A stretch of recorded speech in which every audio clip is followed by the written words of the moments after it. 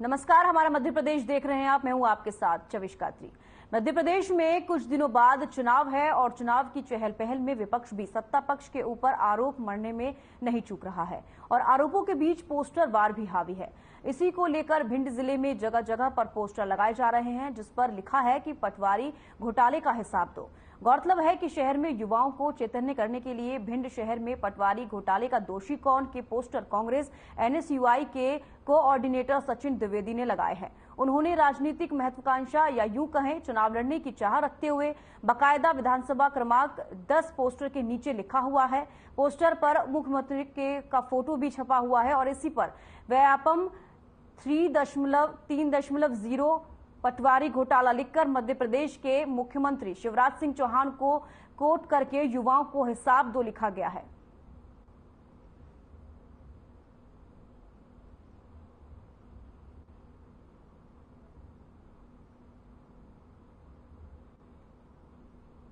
भिंड में जो मैंने बैनर लगाए हैं उस पर काफी चर्चा हो और चर्चा होनी भी चाहिए, लोगों तक ये बात पहुंचनी भी चाहिए, जिससे भिंड बदनाम हुआ है, चंबल बदनाम हुआ है। हमारे यहाँ के जनप्रतिनिधियों पर जो आरोप लगे हैं, प्रत्यारोप लगे हैं, उनको जनता के बीच आना चाहिए और इन सवालों का जवाब देना चाहिए, क्योंकि जिस हिसाब से चंबल के साथ, भिंड के साथ हमेशा भेदभाव होता रहा है, उसको लेकर आज माननीय शिवराज सिंह चौहान को इसके प्रति जिम्मेदार होना चाहिए और हमें जवाब चाहिए। इन व्यापम के दोषियों पर कार्रवाई कब तक होगी, कब तक हम लोग बेरोजगार भटकेंगे, कब इन युवाओं के प्रति, इन लाडली बहनों के प्रति, इन भाइयों के प्रति आप अपनी जिम्मेदारी निभाएंगे।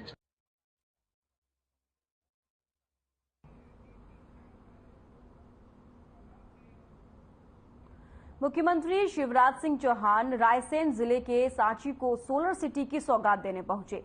साथ ही स्थानीय विधायक और स्वास्थ्य मंत्री डॉक्टर प्रभुराम चौधरी मौजूद रहे। ऊर्जा सचिव संजय द्विवेदी सहित आईआईटी कानपुर और आईआईटी मुंबई के प्रोफेसर भी मौजूद रहे। सांची को देश का पहला सोलर नगर बनाने के लिए टीम को मुख्यमंत्री ने धन्यवाद दिया। शिवराज सिंह चौहान ने अपने उद्बोधन में कहा कि अक्षय ऊर्जा से देश में नई क्रांति आएगी। मध्य प्रदेश के ओमकारेश्वर में 600 मेगावाट का सोलर प्लांट लगाया जाएगा, जिससे कोयले से बनने वाली बिजली से निकलने वाले कार्बन डाइऑक्साइड से निजात मिलेगी। साथ ही खेतों के लिए सौर ऊर्जा से मोटर चलाने सोलर प्लांट लगाने पर सरकार मदद करेगी। स्वास्थ्य मंत्री डॉक्टर प्रभुराम चौधरी ने अपने जिले रायसेन में मेडिकल कॉलेज खोलने की मांग की। सांची के ग्राम नागौरी की पहाड़ी पर लगे बड़े बड़े पैनल अब बिजली की सप्लाई करने को पूरी तरह से तैयार हैं। लगभग 18 करोड़ 75 लाख रुपए की लागत से बनी ये सोलर सिटी से 3 मेगावाट बिजली का उत्पादन होगा, जिससे सांची नगर जगमग होगा।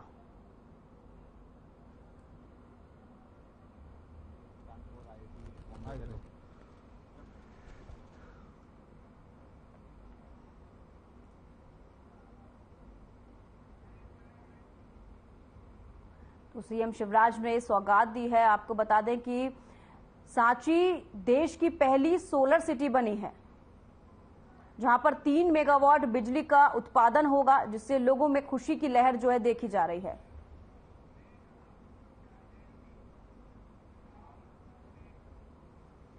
भिंड में वीरांगना अवंतीबाई जयंती के उपलक्ष्य में लोक प्रबंधन मंत्री अरविंद सिंह भदौरिया और उनके भाई देवेंद्र सिंह भदौरिया ने विधानसभा क्षेत्र के नरवरिया समाज का विशाल कार्यक्रम आयोजित किया, जिसमें हाल ही में पिछौर से बीजेपी के घोषित किए गए प्रत्याशी प्रीतम लोधी, भाजपा जिला अध्यक्ष देवेंद्र सहित कई जनप्रतिनिधि और हजारों की संख्या में नरवरिया समाज की महिला और पुरुष मौजूद रहे। वहीं सहकारिता अरविंद सिंह भदौरिया और सांसद संध्या राय ने नरवरिया समाज के लोगों की मांग पर वीरांगना अवंतीबाई की प्रतिमा का अनावरण सहित सुल्तान सिंह नरवरिया के नाम से मुख्य द्वार बनाने की घोषणा की।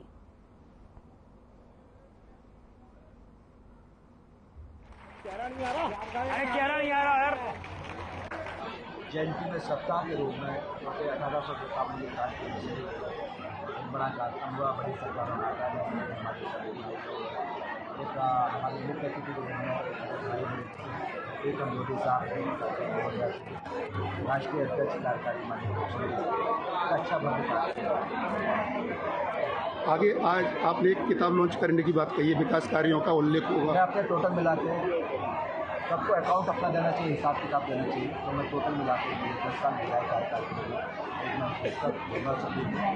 पहुँचा दूँगा और अपने अकाउंट बिल्कुल फिक्स होना चाहिए। तो मैं अपने अकाउंट बिल्कुल फिक्स करूँगा। कांग्रेस का तो जिंदगी दावा खराब हो गया। हमारे मामा जी ने हमारी बहनों की योजना चलाई है, वही कांग्रेस का जीत का खत्म हो गया। अब तो कहा भारतीय जनता पार्टी अपनी 5वीं बार सरकार बनाएगी और ये 5वीं बार नहीं, हमेशा बनती रहेगी। क्योंकि कांग्रेस में जो ही तो बुजुर्ग रह गए, वो भी कभी 5 साल में देख लेना आप चमली कह रही है वो डूब जाएंगे, काम खत्म। विकास के क्रम में 7 पुल बनाने का रिकॉर्ड भी अरविंद भैया हमारे चीफ गेस्ट हैं।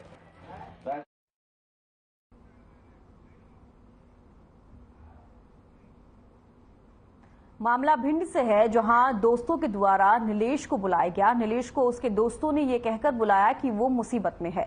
नीलेश जब मौके पर पहुंचा तो आरोपियों की तरफ से उसके ऊपर फायरिंग करनी शुरू कर दी गई। बता दें कि नीलेश की गोली लगने से मौके पर ही मौत हो गई। वहीं स्थानीय लोगों ने पुलिस को सूचना दी और मौके पर पुलिस पहुंची। पुलिस ने परिजनों को बुलाया। वहीं पुलिस ने नीलेश को जिला अस्पताल लेकर गई, जहां पर डॉक्टरों ने चेकअप करने के बाद उसे मृत घोषित कर दिया। वहीं परिवार के लोगों के द्वारा आज सुबह जिला अस्पताल में हंगामा किया और कहा कि जल्द आरोपियों को पकड़ा जाए। मौके पर भारी पुलिस बल तैनात रहा। वहीं पुलिस के वरिष्ठ अधिकारियों के द्वारा मृतक के परिजनों को समझाकर शव का पोस्टमार्टम कराकर डेड बॉडी को परिजनों को सौंप दिया गया। वहीं इस पूरे मामले पर देहात थाना प्रभारी का कहना है कि 6 आरोपियों के खिलाफ मामला पंजीबंद कर दिया गया है और वहीं आगे की जांच में जुटे हुए हैं।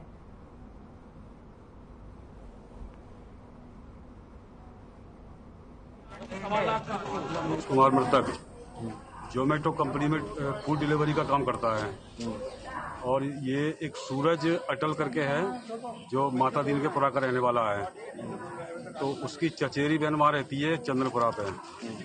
तो उसके साथ कुछ आरोपियों ने छेड़छाड़ की थी और ये हमारा लड़का सूरज अटल का जो है दोस्त है। तो सूरज अटल की उन लड़कों के साथ हुई कहा सुनी। तो सूरज अटल ने जो है ना इसको अपनी मदद के लिए फोन करके बुलाया और जे वहाँ मदद करने के लिए पहुंचा तो वहाँ पर जो है ना पहले तो इनमें कुछ कहा सुनी हुई है, उसके बाद जो है ना फिर उन लोगों ने गोलियां चलाई हैं। नीरज अटल की बहन को छेड़ाखानी करते थे, 2-3 दिन से कर रहे थे। कल भी वो लोग उसके पीछे से इसका भाई और इसके 1-2 साथी जो है उनका पीछा कर रहे थे। तो जब इन लोगों ने उनको देखा तो वो लोग भागे। भागने के बाद में वो अपनी मोटरसाइकिल छोड़ गए, ये लोग उसकी मोटरसाइकिल उठा लाए। इसके बाद में इन लोगों का अपना आपस में बैठ के राजीनामा हो रहा था। उसी बीच में कोई ऐसी बात आ गई जिस पर से फायरिंग हुई, जिसमें एक व्यक्ति नीलेश जाटव की जो है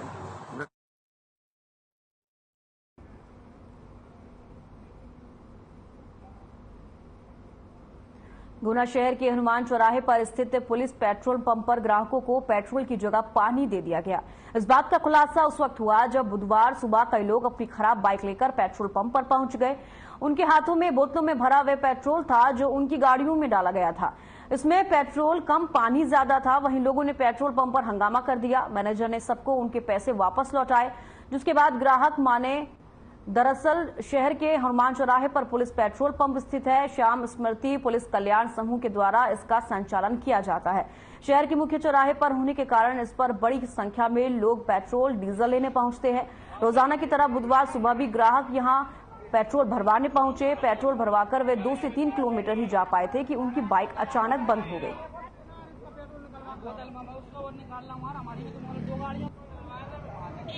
गाड़ी में पेट्रोल लगाया था, 500 सीपरी जा रहे थे। हम रास्ते में हमारी गाड़ी बंद हो गई, देखा तो पूरा पानी पानी चमक रहा था उसमें। कहाँ से डलवाया था? कहीं से डलाया था, पुलिस पेट्रोल पंप पे से पेट्रोल।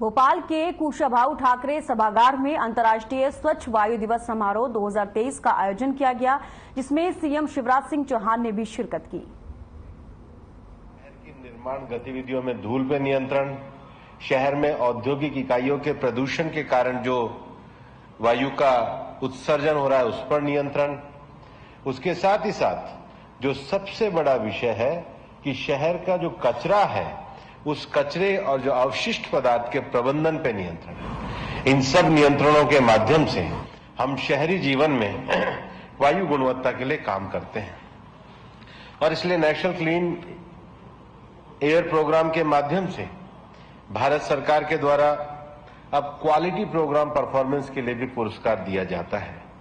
आज ये पुरस्कार जिन शहरों को मिला है उनको तो मैं बधाई दूंगा ही, लेकिन स्वस्थ वायु के लिए ये जो स्वस्थ कंपटीशन है, क्योंकि अक्सर जो लोग अच्छा कार्य करते हैं कई बार हम उनको पुरस्कृत नहीं करते, ये परंपरा और आगे बढ़ेगी। और इसलिए विशेष रूप से मैं इंदौर को बधाई देना चाहूंगा, आगरा और ठाणे को बधाई देना चाहूंगा, मुरादाबाद, गुंटूर जैसे शहर और कालाआम और अंगुल, और इसमें जो तेजी से इंडस्ट्रियल रूप से विकसित होते शहर हैं, क्योंकि अंगुल में बहुत बड़ी संख्या में माइंस हैं, परमाणु में भी काफी हद तक सीमेंट और बाकी इंडस्ट्रीज हैं, उसके बाद भी उन्होंने जो अपने क्वालिटी को कंट्रोल किया है वो बधाई के पात्र है। मध्य प्रदेश एक ऐसा प्रकृति की तरफ से एक संपन्न प्राकृतिक धरोहर वाला राज्य है जहां पर बहुत बड़ी संख्या में जल है, जल स्रोत हैं। उसके साथ ही मध्य प्रदेश के पठारी क्षेत्र में भारत के सबसे सुंदर और सबसे अधिकतम आच्छादित वन है। विशेष रूप से मध्य प्रदेश में हमारा Kanha national park, Bandhavgarh national park, Panna national park और पेंच नेशनल पार्क जैसे बहुत सुंदर प्राकृतिक स्थल मौजूद हैं। और इसलिए माननीय मुख्यमंत्री जी, मैं कहना चाहूंगा कि आज आपके नेतृत्व में मध्य प्रदेश के जिन शहरों को वायु गुणवत्ता में शामिल किया गया है उनका राष्ट्रीय स्तर पर भी एक परफॉर्मेंस है। और इसलिए जब हम जीवन की बात करते हैं तो जीवन केवल संसाधन नहीं होते, प्रकृति अनुकूल जीवन शैली भी है। मुझे अच्छा लगा कि आपने आने के बाद सबसे पहले जो मिशन लाइफ प्रधानमंत्री जी ने ग्लासगो में जब कॉप हुई थी तो दुनिया में कहा था कि मिटिगेशन मेजर्स हैं वो सरकार के द्वारा होते हैं, एडेप्टेशन मेजर्स हैं वो सोसाइटी के द्वारा होते हैं, लेकिन इंडिविजुअल बिहेवियर का भी बहुत महत्व होता है। और इसलिए सस्टेनेबल लाइफस्टाइल के लिए उन्होंने mission life environment friendly lifestyle का उन्होंने मंत्र दिया। और मुझे खुशी है कि आपने भी आज इस कार्यक्रम में आने पे सबसे पहले मिशन लाइफ की जो प्लेज करी वो निश्चित रूप से पर्यावरण के प्रति आपकी संवेदनशीलता और आपके नेतृत्व में पर्यावरण की दृष्टि से बढ़ते हुए मध्य प्रदेश का द्योतक है, जिसका सभी नागरिक जन भागीदारी के साथ पालन करेंगे। भारत ने अपने जो एनडीसीज दिए, नेशनल डिटरमिन्ड जो कॉन्ट्रीब्यूशंस हम दुनिया में देना चाहते हैं, उसमें भारत दुनिया के उन देशों में है कि पेरिस एग्रीमेंट के बाद 2015 में पेरिस एग्रीमेंट के बाद दुनिया के सामने जो लक्ष्य रखे उसमें 3 हमारे क्वांटिटेटिव थे, 5 हमारे क्वालिटेटिव लक्ष्य थे। और भारत दुनिया के G20 में वो एकमात्र देश है जिन्होंने अपने लक्ष्यों को समय से 9 साल पहले पूरा प्राप्त किया। और इसलिए रिन्यूएबल एनर्जी के क्षेत्र में माननीय प्रधानमंत्री जी के नेतृत्व में जो लक्ष्य दिए उसको ग्लासगो में हम लोगों ने उसको लक्ष्य को प्राप्त किया। और शर्म एल शेख में जब कॉप हुई तो हमने एनहेंस लक्ष्यों को भी दुनिया के सामने प्रस्तुत किया। मैं यहां कहना चाहूंगा कि मध्य प्रदेश में शहरी क्षेत्र में भारत सरकार की जो नगर वन योजना है, उस नगर वन योजना के लिए 43 प्रपोजल दिए गए थे, उसमें 27 प्रपोजल को स्वीकार किया गया है। और मैं कहना चाहता हूं कि जो शेष 16 प्रपोजल हैं उनको भी अप्रूव कर दिया गया है ताकि शहरी क्षेत्रों में लोगों को अच्छे नगर वन प्राप्त हो। उसके साथ ही साथ आज देश के सामने इस बात का उदाहरण है कि इंदौर में लार्जेस्ट बायो सीएनजी प्लांट जिसकी कैपेसिटी 550 टीपीडी है वो एशिया में सबसे बड़ा है। उसके लिए इंदौर के लोगों को भी मैं बधाई देना चाहता हूं। भोपाल में भी सीएनजी प्लांट की जो कैपेसिटी है इको फ्रेंडली विजन के साथ 330 टन का जो भोपाल में, वो भी उनका एक अच्छा कार्य है। और विशेष रूप से जो अप्रोच मध्य प्रदेश के शहरों में वेस्ट टू वेल्थ की जो अप्रोच है, डोर टू डोर कलेक्शन के जो कंप्लीट एग्जाम्पल किए गए हैं वो भी निश्चित रूप से बधाई के पात्र है। और इस क्षेत्र में केवल भोपाल और इंदौर ने नहीं, मैं यहां पर यह कहना चाहूंगा कि सागर में भी इनोवेटिव उन्होंने कंपोजिटिंग प्लांट को अपना लगाया है। उसके साथ ही साथ जबलपुर में भी वेस्ट टू वेस्ट एनर्जी को लेकर के अच्छे और सराहनीय कार्य किए गए हैं, जिसको राष्ट्रीय स्तर पर भी सराहाया जा रहा है। और मिशन लाइफ के अंतर्गत, नेशनल क्लीन एयर प्रोग्राम के अंतर्गत हम लोग शहरों में वायु गुणवत्ता को बनाए रखने के लिए solid waste management, plastic waste management, e waste management, biomedical waste management, battery waste management, उसके साथ कंस्ट्रक्शन और डेमोलिशन की जो एक्टिविटी होती है उसके जो वेस्ट है, और हमारे मंत्रालय ने बाकी जो छोटे छोटे हमारे शहरी जीवन को प्रभावित करने वाले विषय हैं, जैसे टायर वेस्ट है, उसके साथ ही साथ रबड़ है, और एक्सटेंडेड प्रोड्यूसर रिस्पॉन्सिबिलिटी के लिए हम लोग पॉल्यूटर पेस प्रिंसिपल को लेकर के नई गाइडलाइन को लेकर भी आए हैं। देश में माननीय प्रधानमंत्री जी के नेतृत्व में एक सतत कार्यक्रम चलाया गया है। सतत का अर्थ है कि हम एक ऐसे शहरी वातावरण का निर्माण करें जो सस्टेनेबल हो, अल्टरनेटिव टुवर्ड्स अफोर्डेबल ट्रांसपोर्टेशन, उसको लेकर के हम लोग आगे बढ़े। और यही कारण है कि पिछले ही दिनों माननीय प्रधानमंत्री जी के नेतृत्व में प्रधानमंत्री PM ई बस सेवा को उद्घाटन किया गया है, ताकि शहरी क्षेत्रों में ये नए इनोवेटिव के द्वारा हम लोग उस प्रकार की बसों का सार्वजनिक परिवहन में व्यवस्था करें जो इलेक्ट्रॉनिक बस हो, और जिसके माध्यम से हम विषयों को आगे बढ़ा करके शहरों में अच्छे वातावरण को बना सकें। भारत सरकार ने एक नई पहल करते हुए दिल्ली और NCR के क्षेत्र में commission for air quality management and Delhi NCR और एडजॉइनिंग एरिया में एक विशेष कमीशन की गठन किया है, क्योंकि अभी तक एयर शेड की पहचान नहीं की जा सकती थी। वायु एक ऐसी चीज है जिसका प्रभाव लगातार चलता है, तो केवल उसी क्षेत्र के कारण वायु गुणवत्ता का प्रभाव नहीं होता है।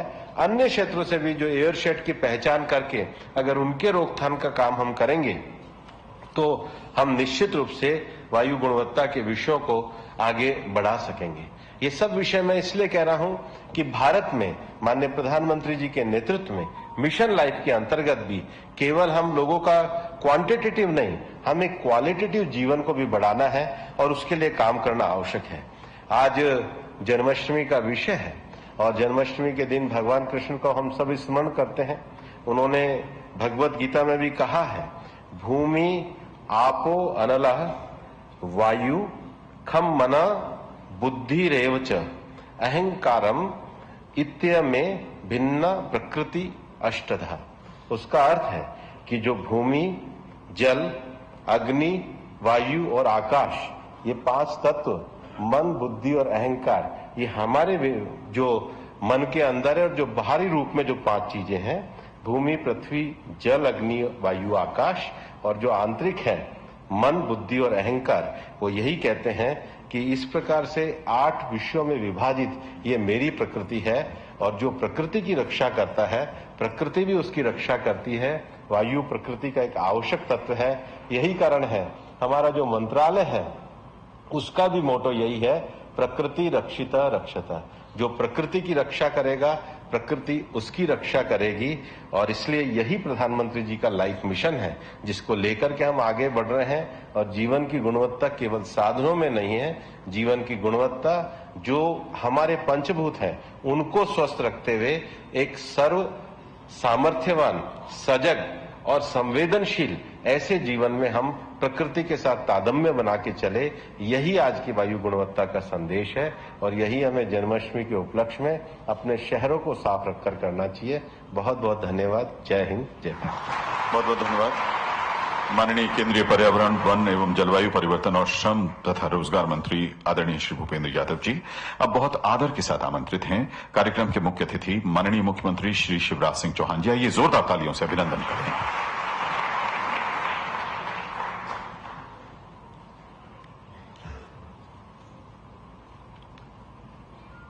जो